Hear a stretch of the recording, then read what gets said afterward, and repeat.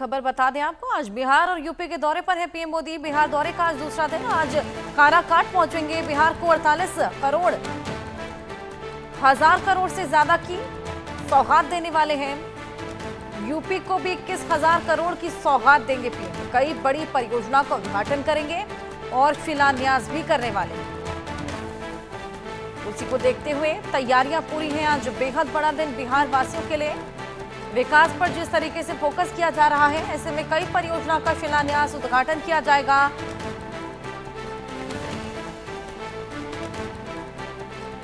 कई ऐसी बड़ी परियोजनाएं हैं जिनका उद्घाटन और शिलान्यास किया जाएगा। बिहार और यूपी के दौरे पर पीएम मोदी। यूपी को 21,000 करोड़ की सौगात पीएम मोदी देंगे।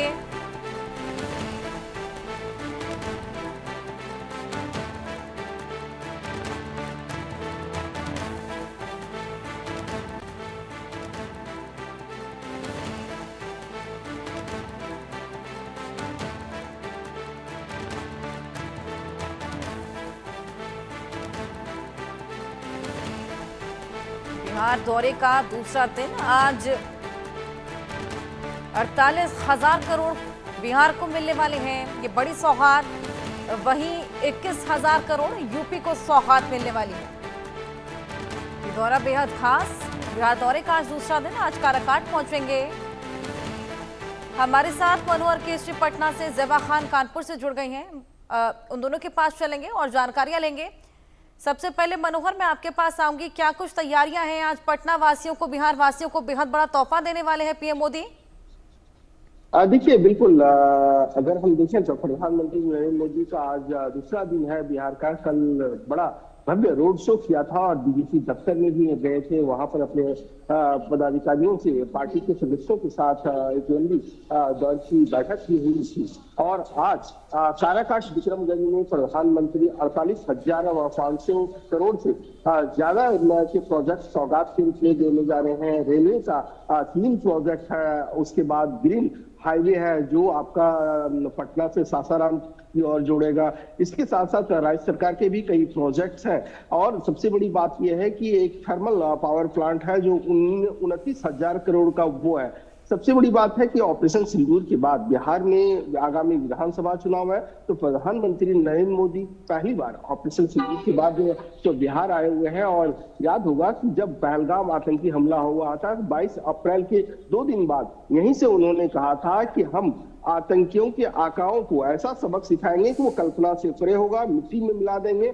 और आज ठीक 1 महीने से ज्यादा का वक्त हो गया है और यहाँ से एक बार फिर एक कड़ा संदेश देंगे। और साथ ही साथ अगर हम कहें तो जब चुनावी साल है तो आखिरकार प्रधानमंत्री नरेंद्र मोदी का वहां पर बड़ी जनसभा क्यों हो रही है? उन इलाकों में अगर आप देखेंगे तो एनडीए का पिछले चुनाव में अच्छा प्रदर्शन नहीं हुआ था। 55 वो इलाका जो है 2 क्षेत्रों में है, मगध क्षेत्र और शाहबाद क्षेत्र, जहां पर 55 विधानसभा सीटें हैं। उनमें से सिर्फ 10 विधानसभा ही एनडीए के खाते में गई थी। और लोकसभा चुनाव की अगर मैं बात करूं तो लोकसभा चुनाव में मात्र एनडीए को 3 सीटें मिली थी और 7 सीटें जो है सो एनडीए हार गई थी। तो ऐसे में प्रधानमंत्री नरेंद्र मोदी की नजर उन 55 विधानसभा सीटों पर है, क्योंकि इसी साल बिहार में यहाँ पर चुनाव होने हैं। तो आज की जनसभा कई मायनों में खास है। एक तो ऑपरेशन सिंदूर के बाद जो है पहली बिहार की जनसभा प्रधानमंत्री नरेंद्र मोदी की है वहां पर, और 48,500 करोड़ से ज्यादा की सौगात वो देने जा रहे हैं। तीसरी है विधानसभा चुनाव के मद्देनजर 55 सीटों पर जीत की नजर। बिल्कुल मनोहर, ये सभा भी बेहद खास, साथ ही आज का दिन बिहार वासियों के लिए बेहद खास। आपके पास में आऊंगी ज़ेबा, वहां क्या तैयारियां हैं? आज यूपी को भी बेहद बड़ा तोहफा पीएम मोदी देने वाले हैं।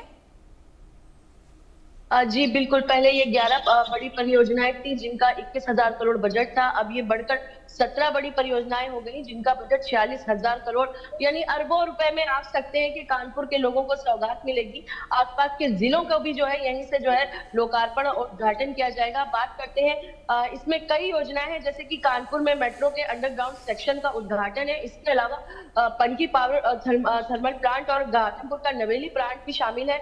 इसके अलावा कानपुर की ही बात कर रहे हैं, कानपुर का ओवरब्रिज है पनकी धाम, क्रॉसिंग के ऊपर ओवरब्रिज है। इसके अलावा 100 बेड का जो है एक हॉस्पिटल है जो कानपुर के दक्षिण जोन में खोला जाएगा। इस तरीके की हजारों करोड़ रुपए की परियोजना है जिनका लोकार्पण जो है पीएम मोदी जो है अपने दौरे में करेंगे। और इसके अलावा यहीं से तो वो कई थर्मल बड़ी परियोजनाओं की सौगात भी देंगे, जैसे कि मेन दौरा जो है ये पीएम मोदी का, इसको ऊर्जा और जल ट्रीटमेंट प्लांट भी इसमें शामिल है। इसके अलावा नोएडा में एक सब स्टेशन है उसका उद्घाटन करेंगे। ओबरा और जवाहर नगर और का भी उद्घाटन करेंगे, जिससे कई आसपास के जिलों की उत्तर प्रदेश की बिजली आपूर्ति की जो समस्या है उसको सॉर्ट आउट करने में बड़ी मदद मिलेगी। कई प्रकार के जो थर्मल प्लांट है उनकी 5 इकाइयों का जो है उद्घाटन करेंगे। इस तरीके से कई जो उत्तर प्रदेश में बिजली की समस्या उसको लेकर कई हद तक जो है लोगों को जो है समस्या से छुटकारा मिलेगा। और कानपुर में अगर पीएम मोदी के दौरे की बात करते हैं तो बड़ी तैयारियां हैं। यहाँ पर जो बीजेपी के लोग हैं, जो पार्टी के लोग हैं, इसके अलावा जो आम लोग हैं, वो भी मोदी को देखने के लिए, प्रधानमंत्री मोदी को देखने के लिए बड़ा उत्साहित है। सुरक्षा की बात करते हैं, बड़े चाक चौबंद इंतजाम है। ड्रोन से निगरानी करी जा रही है, सीसीटीवी से मॉनिटरिंग करी जा रही है। कई जिलों की फोर्स आ चुकी है और जहाँ पे जनसभा स्थल है वहां पे 30 एसीपी और डीसीपी समेत बड़े सैकड़ों अफसर जो है लगाए गए हैं पीएम मोदी की सुरक्षा में। ऐसी सुरक्षा है, अभेद सुरक्षा है कि परिंदा भी पर ना मार सके। जी बिल्कुल मनोहर, आज का क्या स्केड्यूल रहने वाला है पीएम मोदी का? अगर हम बात करें प्रधानमंत्री के शिविर का, तो प्रधानमंत्री पटना से जो है तो विक्रमगंज सारासात, जहां पर प्रधानमंत्री की बड़ी जनसभा होगी और वो हरी झंडी दिखलाने वाले करीब 11 बजे के आसपास वहां पर पहुंचेंगे और उसके बाद जो है 9:30 को हरी झंडी दिखलाएंगे। उसके बाद जनसभा को संबोधित करेंगे। लेकिन उन दोनों से पहले प्रधानमंत्री जब वहां पहुंचेंगे तो वहां के लोग जो है प्रधानमंत्री का स्वागत करेंगे। ऑपरेशन सिंदूर की सफलता को लेकर के उनको बधाई देंगे। प्रधानमंत्री एक छोटा सा रोड शो अगर कहें तो वो वहां पर आयोजित होगा। उसके बाद जनसभा स्थल तक पहुंचेंगे और उसके बाद प्रधानमंत्री जो है तो बिहार वासियों को संबोधित करेंगे, क्योंकि बिहार की धरती पर ऑपरेशन सिंदूर के बाद उनका पहला दौरा है और बिहार की धरती से ही उन्होंने कहा था कि पाकिस्तान के जो आतंकी आकाओं हैं वो और उनके पीछे जो साजिश करने वाले हैं उनको हम बख्शने वाले नहीं हैं। ऐसा सबक सिखाएंगे कि वो सालों साल याद रखेगा। इसके बाद उन्हें मिट्टी में मिला दिया जाएगा। याद होगा 24 अप्रैल का वो दिन जब प्रधानमंत्री ने बोला था और उसके बाद 7 मई को जो है सो पाकिस्तान के 9 ठिकानों पर जो है सो हमला किया था और आतंकी ठिकाने नेस्तनाबूद हो गए थे। तो यहाँ से प्रधानमंत्री पाकिस्तान को एक कड़ा संदेश देने वाले हैं और बिहार वासियों से अपील करेंगे कि जिस तरह से एनडीए ने बिहार के विकास की रथ यात्रा को आगे बढ़ाया, विकास को प्रगति की ओर ले जा रहा है और आज जब 48,500 करोड़ के आसपास की सौगात देंगे तो उससे किस तरह से मल्टी मॉडल कनेक्टिविटी का निर्माण होगा, किस तरह से लोग जो है सो एक शहर से दूसरे शहर आसानी से जा सकते हैं। जब ग्रीन हाईवे बनकर के तैयार होगा तो कैसे पटना से सासाराम तक लोग आसानी से जा सकते हैं। बिल्कुल मनोहर, आज बेहद बड़ा दिन बिहार के लिए और यूपी के लिए और उसी को लेकर तैयारियां भी पूरी हैं और लोग भी बेहद एक्साइटेड हैं। बहुत शुक्रिया तमाम जानकारियां आप दोनों का हमारे साथ जुड़कर साझा करने के लिए। प्रधानमंत्री नरेंद्र मोदी ने बिहार दौरे में पटना एयरपोर्ट के नए टर्मिनल का उद्घाटन किया। ये टर्मिनल 1200 करोड़ रुपए की लागत से बनकर तैयार हुआ है। उद्घाटन समारोह में बिहार के मुख्यमंत्री नीतीश कुमार भी मौजूद थे और इसके अलावा प्रधानमंत्री ने बेहटा एयरपोर्ट का शिलान्यास भी किया। पीएम मोदी के दौरे के दौरान पटना की सड़कें तिरंगे और ऑपरेशन सिंदूर के पोस्टर से सजी हुई थी। ये खास तस्वीरें आपके सामने नए एयरपोर्ट टर्मिनल का उद्घाटन करते समय ये तस्वीरें सामने आई थी। आज भी पीएम मोदी बिहार और उत्तर प्रदेश को बेहद बड़ी सौगात, बेहद बड़ा तोहफा देने वाले हैं और इसी पर हमारे सहयोगी मनोहर केसरी की रिपोर्ट पटना से आपको दिखाते हैं। के जयप्रकाश नारायण एयरपोर्ट के नए टर्मिनल भवन में जिसका उद्घाटन गुरुवार को प्रधानमंत्री नरेंद्र मोदी ने किया है और ये 65,000 स्क्वायर मीटर में बना हुआ है। अत्याधुनिक सुविधाओं और अत्याधुनिक तकनीक से ये लैस है। जैसा कि आप देख रहे हैं, प्रधानमंत्री ने यहाँ एक एक चीज़ों का मुआयना किया। उसके साथ civil aviation minister Ram Mohan Naidu ने सारी सुविधाओं के बारे में प्रधानमंत्री को बताया। साथ ही साथ बिहार के मुख्यमंत्री नीतीश कुमार भी इस एयरपोर्ट पर मौजूद थे। अगर मैं आपको दिखाऊं तो ये आप यहाँ पर देख सकते हैं, लगातार सुविधाओं को बढ़ाया गया है। अत्याधुनिक सुविधाएं हैं, जो सुरक्षा प्रणाली है, ताकि चेक इन और चेकआउट में लोगों को किसी भी तरह की दिक्कतों का सामना न करना पड़े, इस तरह की सुविधाओं की व्यवस्था की गई है। यहाँ पर 13 बोर्डिंग गेट, जब आप यहाँ पर आएंगे तो 13 बोर्डिंग गेट है, ताकि आपकी एंट्री आसानी से हो सके, लंबी लंबी लाइन में ना लगना पड़े। साथ ही साथ 64 चेक इन पॉइंट बनाए गए हैं, ताकि लोगों को, पैसेंजर को किसी तरह के दिक्कतों का सामना ना करना पड़े। यहाँ पर मैं आपको दिखाऊं तो ये आप देखिए, ये मॉडल है, इसको प्रधानमंत्री नरेंद्र मोदी ने देखा है कि किस तरह से यहाँ के लोगों को ये सुविधाएं मिलेगी। ये आप देख सकते हैं, ये मॉडल है, और साथ ही साथ जो इसकी कैपेसिटी है, इसकी कैपेसिटी बढ़ाई गई है। रोज़ाना 4500 यानी 4500 पैसेंजर की क्षमता है।